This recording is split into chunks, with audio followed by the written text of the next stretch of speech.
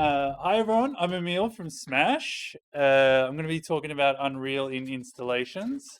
Has anyone else here done any work with Unreal and installations or any site-specific projects or anything like that? Or this is going to be new for everyone? New? Fun?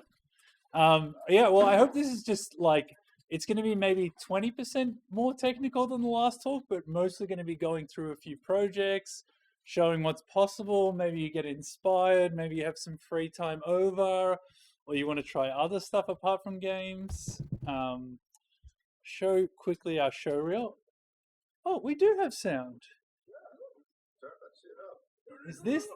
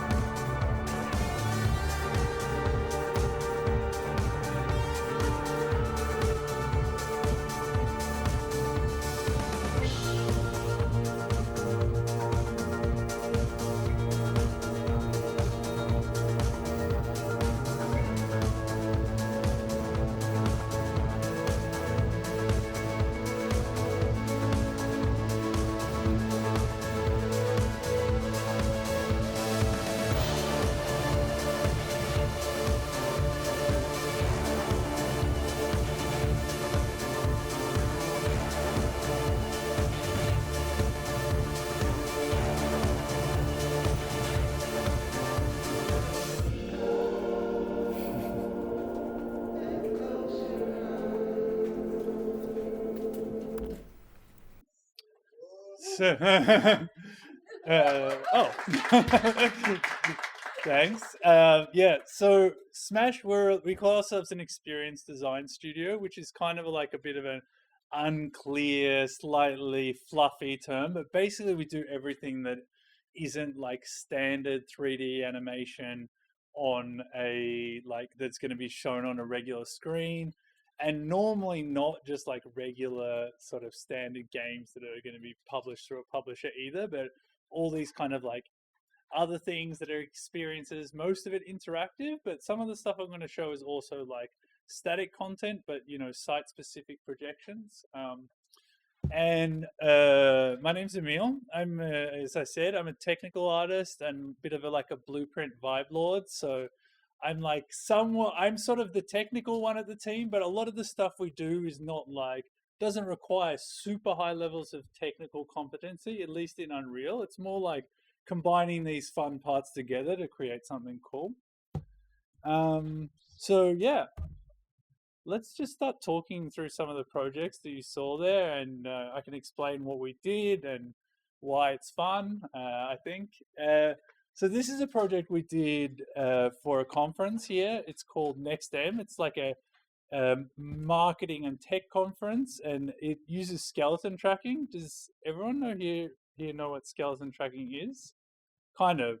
Basically, you use a camera to track people's movements and then use that to do something in the like experience or game. So this one tracked people's movements and used them to control like a skeletal mesh in Unreal.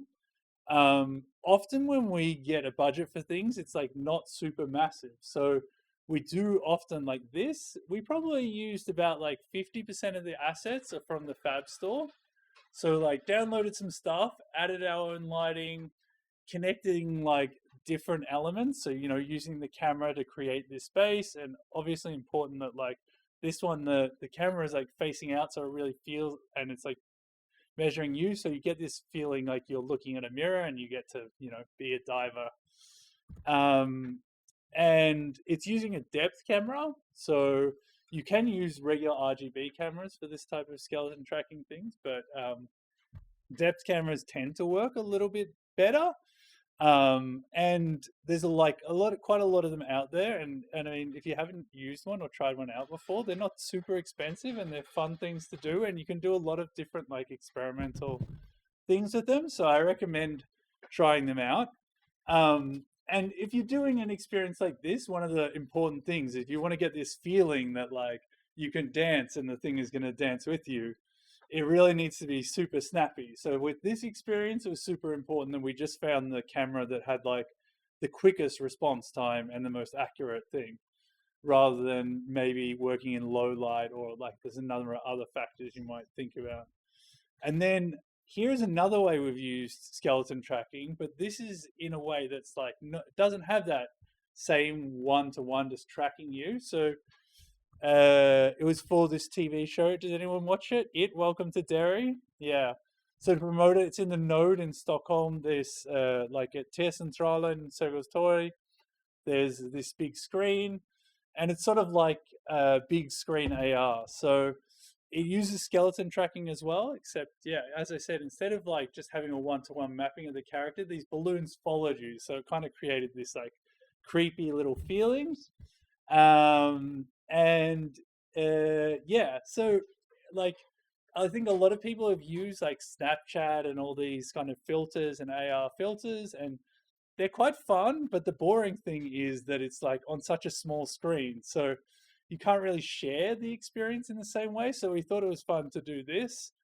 And I think like just having something on a big screen that a lot of people can interact with and have fun with, it creates like a nice sort of big social experience. But yeah, the hard thing with doing installations is there are more variables than when you're working with a published game, in that it's at a site, and this one we didn't realize how much the light would change throughout the day, and it's something you really need to think about. And I recommend like anyone doing an installation, you've really got to test on the site, and your regular mind of just like I'll get some users to test it in the lab, it doesn't really work so well with working with installations. This one also, I thought I would talk about how even though we use Unreal for like 80% of our projects, we often have like layers in between Unreal and whatever we're showing. So here we use Resolume. Anyone a Resolume user here? Know what it is? So it's often used for like DJing and stuff. And one thing we find with Unreal is it can be a little bit funny when it's dealing with like different weird resolutions, and trying to force it into a resolution can be quite hard. So we had this layer in between, which is Resolume, and sent with NDI. NDI, do people know what that is? Maybe a protocol where you can send video from one program to another, and it's super fast. Um, and that way, well, the advantage of that is like if we wanted to move that graphic in doing it in Unreal, you would maybe have to go into these widget blueprints, either recompile, or you would have had to set it up from the beginning so you could easily move these things around. But if you have this layer in between, you can just get Resolume and just like whoop whoop whoop it around. So it's super quick and super versatile. And then if Unreal crashed, you don't want that happening. Instead of getting a black screen, you've got still the graphic and everything there. So quite a few advantages of doing it.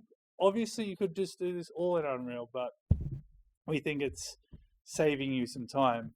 Um, yeah, I mean, when you're making a really simple experience, the thing is you really just need to like focus on the details and making them nice. So with this, we just like, modeled a nice balloon, use the cloth simulation in Unreal to get a little of that like wiggling feeling, try to animate it to give it like personality rather than making it super real. And the other thing was to make we went onto the site and made the HDRI from the site. Has anyone else done that? Made their own HDRIs? Yeah, yeah. I mean, it's a cool way to really make an object really placed in the site, because then you can put it into a skylight and give it the lighting so it really mimics the lighting of the actual space that it's in. Simple thing, but gives a lot of feeling, I think. So this project we did at uh, the new dome at Technisca. Anyone been there? Yeah, cool. Mm. So this project we did with KTH, and they had a doctorate researcher that was doing AI research into conducting. So using webcams to track conducting movements, so that you could see how fast someone was conducting. And what we did was we used that data live and fed it into an Unreal experience that was projecting onto the dome, and using the same thing, we used an NDI signal to send it to the dome's computers, and tap this into a 360 video, which we sped up and down. And again, talking about audio, the sort of important thing to give this feeling when you could speed up and down the thing, everyone knows when you speed up and down audio, it becomes chipmunk, or it becomes what's the opposite of chipmunk? Yeah, yeah, yeah.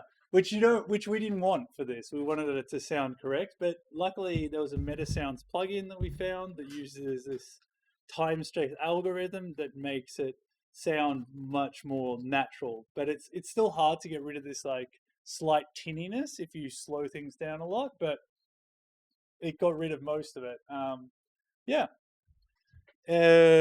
Now I'll talk about one thing that we did that is not interactive, because I think it's also fun to know what you can do with Unreal. That is, yeah, if you want to make something like just take out a movie clip or make something animated. And the nice thing is, if you've already been using Unreal, you've got all the skills to like set up the materials. You know how to place things in the scene. You know how to light it well. Um, so this we used Unreal, obviously, which saved us a lot of time rendering. I don't know if anyone's come from a traditional 3D background, but render times is like your biggest enemy and your biggest fear. And yeah, so with Unreal, we could obviously speed it up, and we also had the advantage that we could use a metahuman character, so we didn't have to model a full character and rig it from scratch. So we just made a character in or two characters rather in metahumans, and then used motion capping the actors to put the animation in the space. So we went up to Hueleftio, um, did put them in a mocap suit, and then yeah, got them to track the movements. I mean, the hardest thing with this, obviously, when you're doing mocap for a lot of games, it doesn't need to be sort of specific. If it's like an attack or something, it doesn't need to be specific to a certain space. But with this tight sort of space, the actor really had to try and mimic that. Or sometimes we had to like really finely edit these animations as well. So you think that if you do mocap, the animation is done. Sadly, it's not always done. This one, I think we had to get an animator in to hand sort of push it so that it would be like following the line perfectly. Yeah, so we use movie render queue. And the disadvantage of like obviously when you're used to doing stuff that is interactive or real time is that you have to lock your perspective. You have to lock the camera, and you're not going to be able to change that. And if you decide on site when you're doing something, you've got no choice but to just accept it how it is. I probably also should mention that this was a projection mapping show. Does everyone people know what projection mapping is? It's basically when you put an animation or a projection onto a building, and it's sort of mapped to the surface of the building. So, I mean, you could project just like a regular 16:9 film onto a wall. You maybe wouldn't consider that projection mapping, but it's really when you use the sort of surfaces of the building to create something. And we use a lot of time this effect called forced perspective, which is that thing where you can make objects appear in front of and behind the building by tricking the person that the thing is there. But the problem with forced perspective is it only works from certain angles. If you're at the sort of glancing angle, it's impossible to make something look like it's in front of the building. So you really have to lock down the perspective and decide on one. Um, Yeah, and we mostly use deferred rendering. But the nice thing about Unreal is you can also go and use Path Tracer. Anyone tested that out? No? Yeah. Um, and the thing with the only like this was the scene we needed to use the path tracer for, because there was all these mirrors set up, and unfortunately the standard rendering is just not going to be able to get this like multi-mirror thing going on working. But it's really nice that you can make a scene and first test it out in one renderer and then decide, okay, you know what, this scene actually needs a path tracer. Let's use that for this. We also made use of render layers, which is when you render out, for instance, the emissive information as a separate image, so that it's really easy to go into post. And if you want to up the emissive, the bloom or something, you can do it there. So you have that freedom. And yeah, as I mentioned, we don't do everything in Unreal. So we obviously we take this into After Effects and then do the post work there. So adding the bloom, doing a bit of a color grade, changing the contrast, because on projections you really need this quite specific contrast. Um, yeah, and this is an interactive projection mapping we did called Resonance. This was for uh, Uppsala. What was it called? Light in Uppsala. I really should remember the name of the festival, but yeah. So this interactive projection mapping. So also using the building surface, but yeah, doing it in an interactive way and trying to involve a little bit of storytelling, but also it's harder obviously when you're working with an interactive piece to try and convey the same level of meaning or whatever, but we tried our best.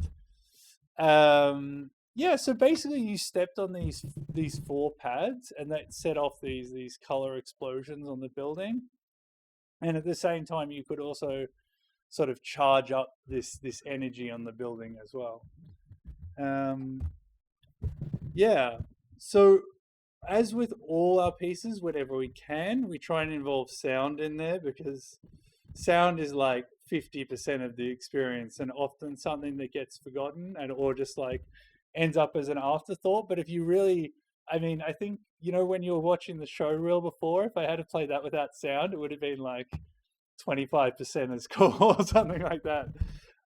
So this one really worked in music, and each of these buttons corresponded to a different part of a. There was a piece that we had made for this, a musical piece, and each of these buttons was like a different layer. So one was the synth, one was the percussion, one was the horns, and as you stepped on the button longer, it like lifted that element of the piece, so that at the start you could hear nothing, and then if you were standing on the drums button longer, it would start to lift up. But sort of the thing with this piece and what we were trying to encourage was collaboration. You couldn't get to the top of your like the maximum without everyone standing there. So it was sort of, we need collaboration in order to build this experience together. Um, and yeah, so we, as I mentioned, it was also a little bit about the ocean and like that effect we could have, and that sort of also when we're talking about anything with the environment, we need to make this sort of collective effort. Um, I don't know how many letters I've gotten one side over. What have I done? No, no, I don't know what's going on. Yeah, yeah. Um, yeah, I'll talk a little bit about the process. And I think that it's super important when you're working with installations that, I mean, everyone's different in how they like to work, but I think often it's great to try and come up with a clear concept and understand what you're doing before you jump into Unreal and just start coding away. Because I think often, I mean, when you're working with like a game or something, it can be fun to just jump in and just try something out. But I think when you're working with the site, you really sort of need to understand the space that you're working with. So often, and this piece in particular, we started with some site visits. So we actually went to the place that we were going to do it on. tried to come up with the concept and like analyzed it, did a mood board, and then like came up with what music would work with this. So like came up with a full sort of idea before we tested anything else out. And to get the building into Unreal, which is what you need to get this full force perspective, you basically, you need to understand the geometry of the building to be able to generate these effects. We scanned the building using a drone, and took the data into reality capture to create this 3D model. Which, yeah, if anyone's used reality capture, often you get a super heavy model out of it. And like in some other experiences, you can just be like, oh, you know what, Nanite will handle these million trillion polygons and that's all good. But in this experience in particular, we really needed a like quite a low poly mesh, and I'll explain a bit in a second. But I think once you got the mesh there, the other cool thing is you can already start playing with the light and trying to understand what you can do with this building and where the shadows are going to fall. And you get to sort of already start getting an understanding of the space that you didn't have before. Yeah, so then we built this plugin. I actually didn't do the like super hardcore C++ coding for this spreading algorithm, but it basically we tried to make it look like, almost these molds of bacteria spreading. And we really wanted it to be like one of a kind, so that, because if it was the same wave, or there was just like 3 waves that we'd recorded, just hitting that button again and again is going to get really boring really quick. So we came up with an algorithm that works using vertex shading. There's other people exploring vertex shading, doing fun stuff with it. Yeah, and also hard to see in this, but the ripples of color also sort of had this effect that they also moved the geometry and pushed out the geometry of the building, which, yeah, you obviously can't do unless you have a model of the building there. So this was like the monstrous material that just for the building that used this vertex shader. So yeah, like as I mentioned, it uses vertex color, and vertex color. Yeah. I don't know. Should I be very embarrassed about this? Yeah. Okay. All right. It's a flex. Take it. But yeah. I mean, the cool stuff with vertex colors is you have these 4 colors, obviously, that you can RGBA, and you can really do anything with these. Like, this became these 4 colors, but we also use those color values to drive the distortion effect as well. So just because they are colors, you can use them to animate things, you can use them to do a lot of things. And the guy who came up with did the actually algorithmic work, I was making the sort of how it would actually look, and he's like, but I don't understand how you got pink, because there's no pink in RGBA. And I'm like, each of these 4 colors can become any color you want. They're just sort of like, just think of them as 4 channels of data that you can use for anything, really. Yeah. But this effect was also quite heavy, and it uses this type of algorithm. I'm like 90% sure it uses this. It basically, every vertex needs to know every neighbor vertex, which is super heavy. If you have like, if we had the 3 million polygon thing, it just wasn't starting. And also, maybe it wasn't the best way to do it, but it actually loaded up this on when you loaded up the experience, which was actually fine. In a game, you definitely don't want to like have something the user waiting to load this, but because when you have an installation, you're basically just going to turn it on once and leave it on for like 4 days. So the things there's different things you have to worry about. That startup time is not always a problem when it might be in a game. Yeah. So different concerns. Yeah. Another thing we like to do is build physical models, and this is also something you might not be used to if you're working with purely digital things before, that you might be like, well, you know what, we got something in Unreal. We know it's already working, and also we can build like a simulator in Unreal maybe and reproject the texture, use a render texture. But I mean, it gets you, yeah, maybe 80. I don't know. I put 50, but it gets you so far. But I really think having a model and building something physical helps. And the nice thing with Unreal is that you can make something quite quickly, put it out, and then already start testing it on a physical model to start understanding how it's going to work in the space. Um, and yeah, so this is something we do on most of the projection mapping pieces we do. It's obviously less necessary. If you're just like projecting on like a square building, the model is not super important, but something where you need to like really understand. For instance, we tried to do something with that statue and have it like fakely animate so that it would lift its sword and tried to have this light effect. But when we saw it on the model, we're like, this is not working, so we had to ditch it. And so it's really helpful to understand that.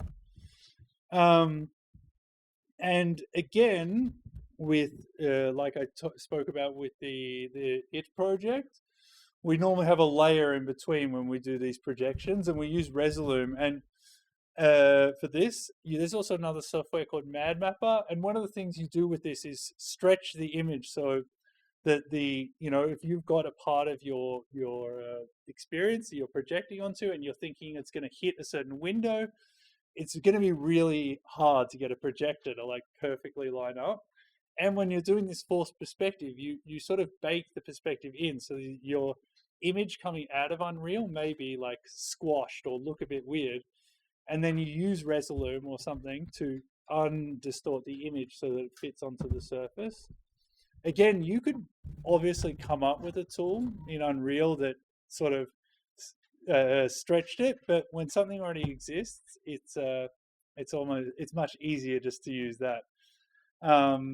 Yeah, and yet we built these pads, and rather than use some like complicated like signals, basically each of these pads is just a keyboard press.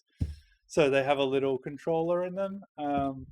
They're actually designed, I think, for factories so that you can like check that a worker is standing on the thing. So yeah, I mean, it could be a safety feature or whatever. I'm gonna assume the best. And the good thing with industrial stuff is it's like really heavy duty. So kids were just nonstop jumping on this. Like luckily we didn't get too much snow, but there was like people were being violent with these pads. Like, and it was also overnight, so there was drunk people spilt on them. The worst that happened was a lot of snooze got like stuffed in there and we had to clean it out. That was the most disgusting part. But apart from that, they held up really well.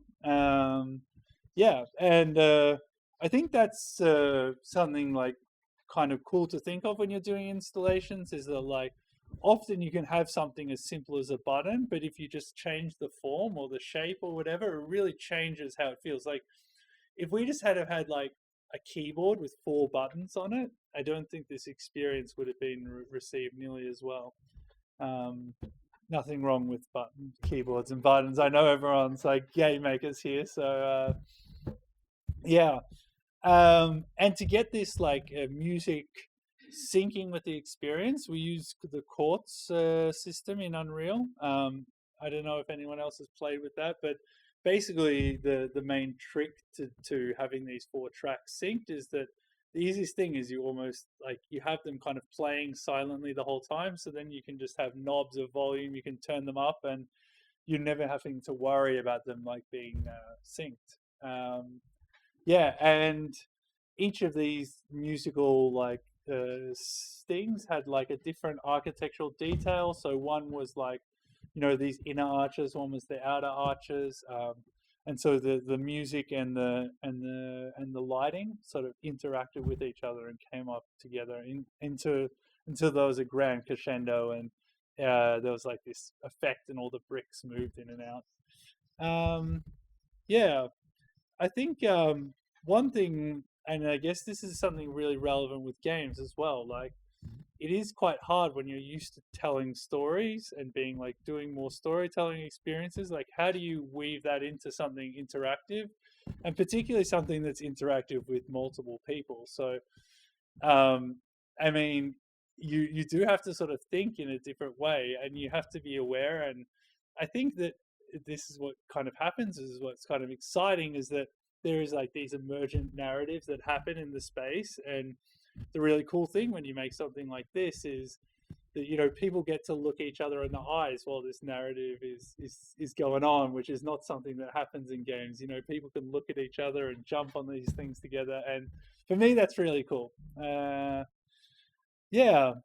I think I already went through this music stuff, so but and uh I uh, I don't know if there's so much more I wanted to say, except that, like, yeah, what also when you make these experiences that we have a simple interaction, you really need to like super nail that like tiny interaction point. And one thing that we kind of maybe didn't do perfectly was the sound for the jumping was just that little bit too loud compared to the music. And when you had to hear like doop doop doop doop doop 50,000 times, like, we were going to get complaints from the neighbors after a while. So I think, like, when you make something with a really simple interaction, just make sure that like every little bit is as tight as it can be. And like, we worked hard to make sure that, you know, when you hit that button, something happened really quickly. Like, really, you know, when you're thinking about the curves on your animation, just like really pump it in so there's like an instant sort of hit feeling. I think that's super important.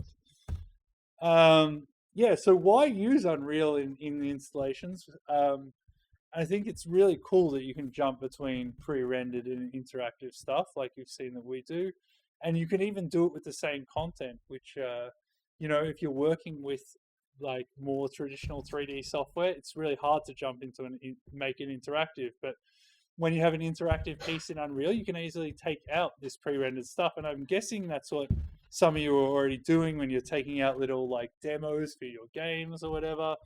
You can jump in movie render queue and pull out something really cool quite quickly, and the render times are quite fast. And you know, it's great that you know, you can do nearly anything in there. You know, you can handle models. You got skeleton models, alembics as well. As everyone, do people trying doing much with alembics, or are they too heavy for games at the moment? But yeah, you can handle a lot of stuff, and that's really cool. And it opens up so many possibilities that you can use in installations. And you know, the materials are really artist friendly, so I think that that's another great thing with Unreal, that people who've come from 3D software can often jump in quite quickly into Unreal faster than they can with Unity and start, you know, pulling nodes across. And for us, when you're making smaller projects, this there's always a plugin for that is a really helpful thing.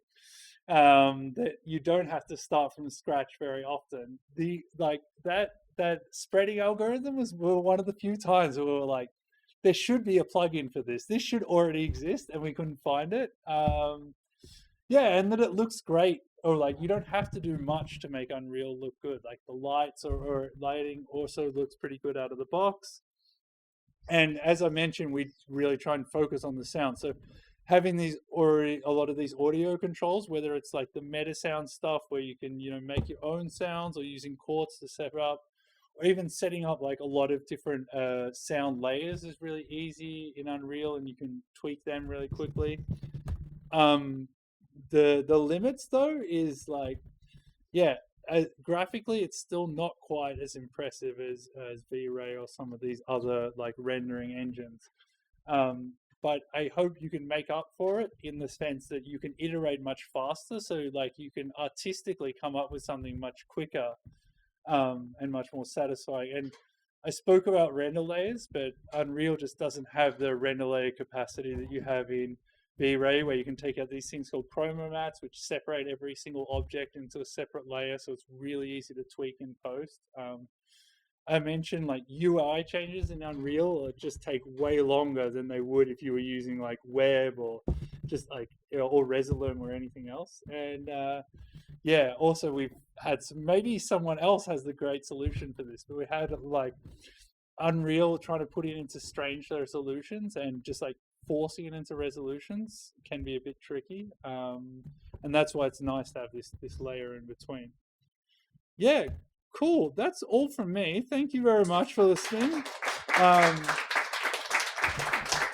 Please add me on LinkedIn. I am ashamed to admit it, but I'm a LinkedIn power user. So uh, and we're not like hiring for anything in particular at the moment, but we're always on the lookout for Unreal freelancers. So like hit us up, or just like follow us, and if something comes up, send us a message. And we sit on Serta, quite close by. So if someone wants to drop by for a coffee or something sometime, just reach out.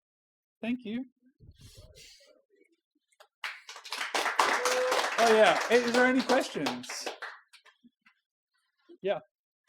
I'm very curious. Like, how do you find like clients? Or do they come to you? Do you come to them? Yeah. It's like a mix.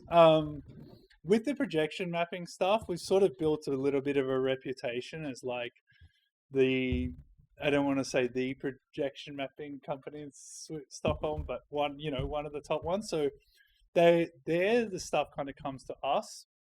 But I mean, if you're working with any sort of client-based work, you have to be out there. And I mean, that's why I'm a LinkedIn power user. You got to sort of be out there pitching ideas. And I mean, when the market is like going well and everything's like hot, then you can just sometimes sit back and projects will come to you. But otherwise, you have to be out there pitching and just trying to build up connections. And like I said, client-based work, your network is really super important, and it's just you've got to build that up gradually.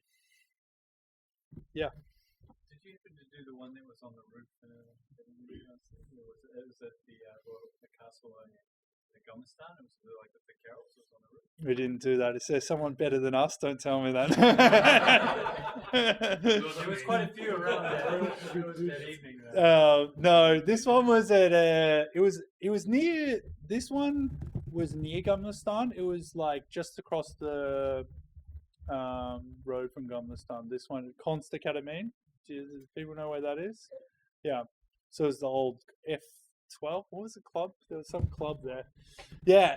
Fun fact with this one is that the founders of the company actually met at this building, and then Nobel Week Lights was like, "Hey, we've got a building for you for the festival," and it was the building they met at. How cute!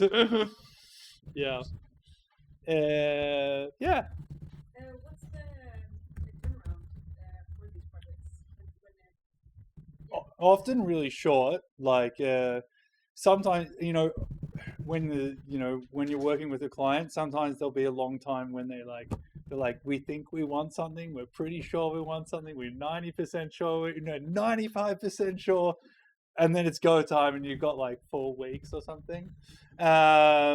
So yeah, often as opposed to games where you might be working on something for 2 years or something, often these, I think, a lot of these are sort of 2-monthy sort of projects. Yeah. Yeah. I have 2 questions that you asked last night. So my second question is, so I understand that you work with real assets. You don't like rebuild source and just keep it as assets, right? Yeah. So For the most part, I think there's like one project where we've had to with all the things that you show right now, like in the ideal world, what would you like the path, or what would you love to like build for real specifically that works better for this type of experience? Are you saying like what would you like Unreal to add to the system? Did you say? Yeah. I mean, one thing would be better render layers. In the movie render queue has gotten better, but still adding render layers is it's both tricky, like unnecessarily tricky, and like limited, and really like performance heavy in terms of when you're doing render layers in some other softwares. I don't know how they do it, but it doesn't seem to add that much to the render time. While every render layer in Unreal seems to like just add like the same amount of like extra to the, so you're doubling your render time if you add a render layer. So that's one thing. Yeah, I think what other cool things would there be? I mean, I think we do a lot of stuff with these like depth cameras and stuff. We use like some plugins that are specific to a certain thing. It would be nice maybe if there was like a specific Unreal one that was sort of an inbuilt one. Maybe it wouldn't compete, but I think it can, you know, push the playing field a little bit. Like for the Skeleton tracking and yeah, depth. you meant for like building like full 3D or video mesh. No. I was Pretty thinking simple. with like with this stuff we do like this skeleton tracking stuff. I don't like. There's no inbuilt like Unreal tool to handle this stuff. I think it would be cool if there was maybe some more Unreal inbuilt stuff handling like depth, even if it was just a layer on what's the name of the Google one that I'm trying to think of right now that handles skeleton tracking and all that.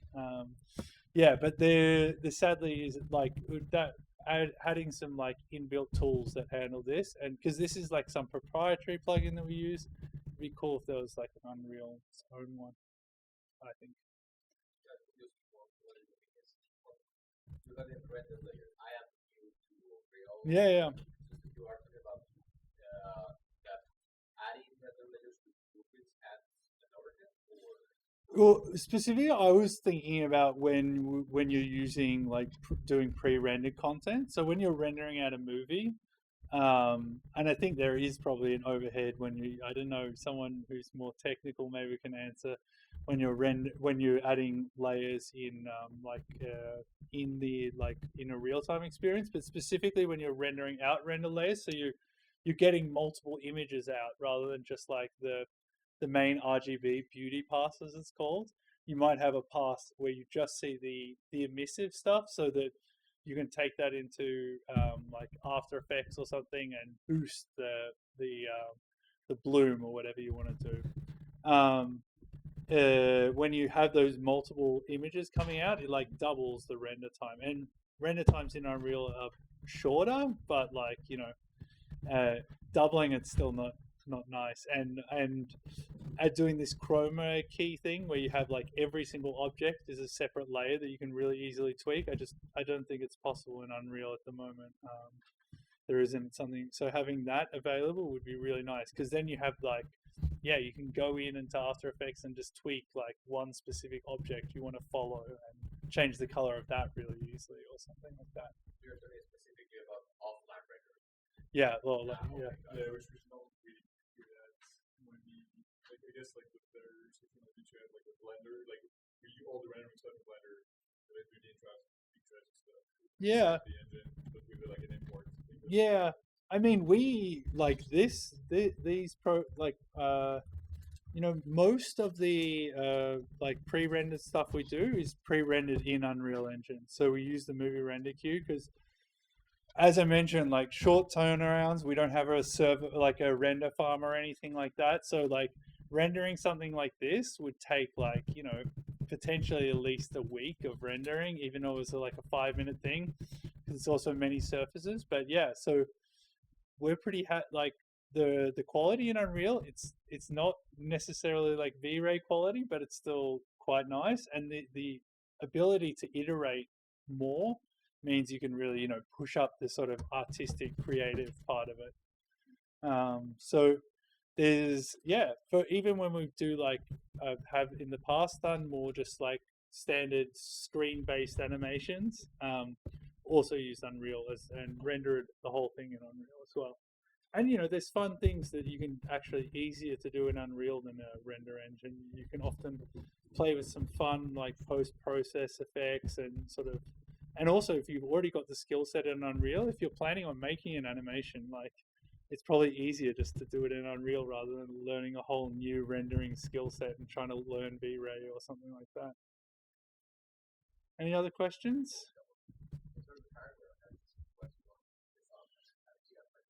Yeah.